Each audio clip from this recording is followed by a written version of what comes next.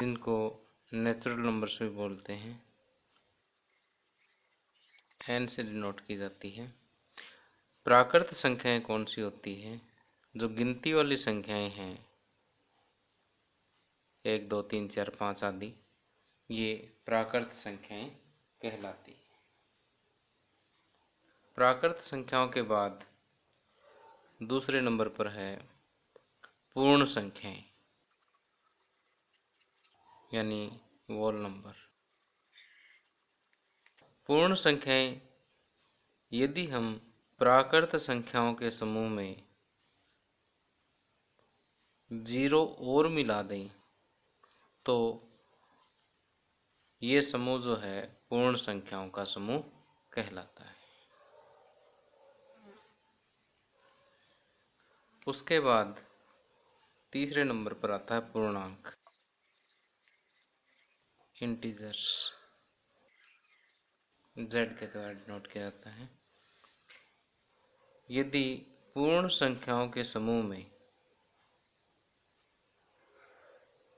प्राकृत संख्याओं के ऋणात्मक अंक और मिला दिए जाएं तो ये जो समूह है ये पूर्णांकों का समूह कहलाता है। अब पूर्णांकों में देखिए, जो पूर्णांक 0 से बड़े होते हैं उन पूर्णांकों को हम धनात्मक पूर्णांक कहते हैं, यानी पॉजिटिव इंटीजर्स। और जो पूर्णांक 0 से छोटे होते हैं उनको हम ऋणात्मक पूर्णांक कहते हैं, नेगेटिव इंटीजर्स। 0 न तो धनात्मक है और न ही ऋणात्मक। अब पूर्णांकों के बाद आता है परिमेय संख्याएं, यानी रेशनल नंबर्स। जो संख्याएं p/q के रूप में लिखी जा सके और जहां q is not equal to 0 हो, वे संख्याएं परिमेय संख्याएं कहलाती हैं। उदाहरण के लिए जैसे 3/4 है, 7/5 है, ये संख्याएं परिमेय संख्याएं हैं क्योंकि इसको देखिए हमने p/q, यहाँ p 3 है और q 4 है। 7/5 भी एक परिमेय संख्या है, 7 p हो गया, 5 q। देखिए यहाँ पर हर 0 भी नहीं है तो ये परिमेय संख्याएं हैं। इसी प्रकार अगर हम कोई भी पूर्णांक उठा लें, जैसे 4 है, 4 को आप 4/1 कह सकते हैं, तो ये भी हमने p/q के रूप में लिख दिया और यहाँ पर q is not equal to 0 है। तो इसका मतलब 4 भी एक परिमेय संख्या है। -3 को भी आप लिख सकते हो -3/1, यानी p/q के रूप में ये भी लिखी गई है। -3 भी एक परिमेय संख्या है। तो यहाँ से अगर हम देखें तो जितने भी पूर्णांक हैं वो परिमेय संख्याएं हैं, जितनी पूर्ण संख्याएं हैं वो पूर्णांक है, और जितने प्राकृत संख्याएं हैं वो पूर्ण संख्याओं का ही एक भाग है। तो आगे आता है अपरिमेय संख्याएं किसे कहते हैं? Irrational number.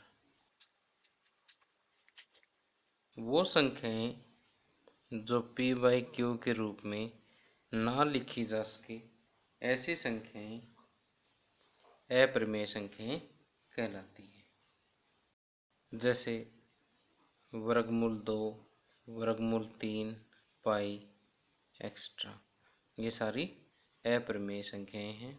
अब देखिए, अगर हम 22/7 की बात करें तो ये एक परिमेय संख्या है, जबकि पाई एक अपरिमेय संख्या है, क्योंकि पाई का मान एग्जैक्टली 22/7 के बराबर नहीं होता, जबकि इसका ये लगभग मान है। पाई को एग्जैक्टली p/q के रूप में लिख नहीं सकते, इसलिए पाई एक अपरिमेय। अब आता है कि वास्तविक संख्याएं क्या होती है, जो वास्तव में हमारे चैप्टर का नाम है। Real numbers.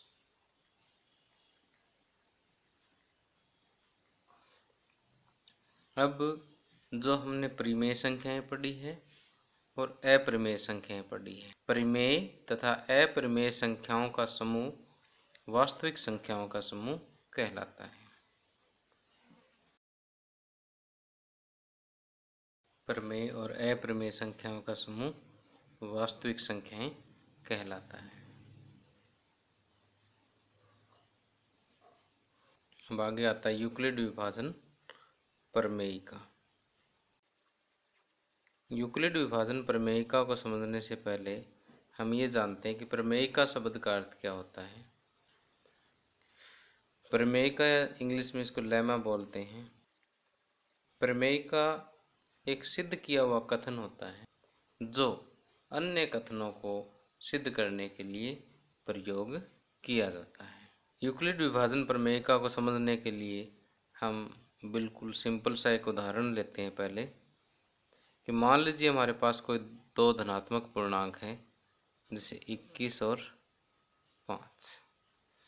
यहाँ हम देख रहे हैं कि 21 जो है 5 से बड़ा है। यदि हम 21 को 5 से भाग दें तो 5 चौके 20, शेष 1 बच जाता है। तो हम 21 को क्या लिख सकते हैं? 21 को लिख सकते हैं 5 गुणा 4 प्लस में शेष।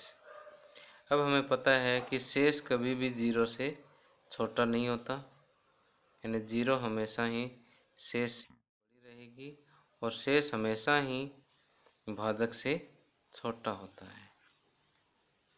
तो ठीक इसी तरह से हम इस रिजल्ट को थोड़ा जनरलाइज कर रहे हैं कि मान लीजिए हमारे पास a और b दो धनात्मक पूर्णांक है। 21 और 5 की जगह पर मैंने a और b कोई भी दो धनात्मक पूर्णांक ले लिए। मैंने मान लिया कि a जो है b से बड़ा है। यदि मैं a को b से भाग दूं तो हमारे पास दो अद्वितीय पूर्ण संख्याएं q और r प्राप्त होगी, जिसको हम लिख सकते हैं कि a बराबर, जैसे 21 को लिखा हमने 5 गुणा 4 प्लस 1, तो ठीक उसी तरह से a को b गुणा q प्लस r, जहाँ पर शेष हमेशा ही 0 से बड़ा या 0 के बराबर होगा, लेकिन भाजक b से छोटा होगा। अब देखिए हमें यहाँ से एक ये कथन प्राप्त हुआ है कि a बराबर बी क्यू प्लस आर, जहाँ 0 इज लेस देन और equal to r which is less than b। तो ये जो कथन है ये और कुछ नहीं है, ये यूक्लिड विभाजन प्रमेयिका ही है। तो हम यूक्लिड विभाजन प्रमेयिका को इस प्रकार परिभाषित कर सकते हैं कि दो धनात्मक पूर्णांक a और b दिए रहने पर, दो धनात्मक पूर्णांक a और b दिए रहने पर ऐसी अद्वितीय पूर्ण संख्याएं q और r विद्यमान हैं कि a बराबर b q plus r such that 0 is less than और equal to r which is less than b। अब हम आगे पढ़ते हैं यूक्लिड विभाजन एल्गोरिथम। यूक्लिड विभाजन एल्गोरिथम। अब देखिए सबसे पहले हम यूक्लिड विभाजन एल्गोरिथम से पहले हम एल्गोरिथम शब्द का अर्थ समझते हैं कि एल्गोरिथम जो है किसी भी समस्या को हल करने के लिए अपनाई गई विधि के स्टेप्स जो है, विभिन्न जो चरण हैं, उनकी श्रृंखला को हम एल्गोरिथम कहते हैं। अब यूक्लिड विभाजन एल्गोरिथम वास्तव में दो धनात्मक पूर्णांकों का HCF निकालने के लिए, HCF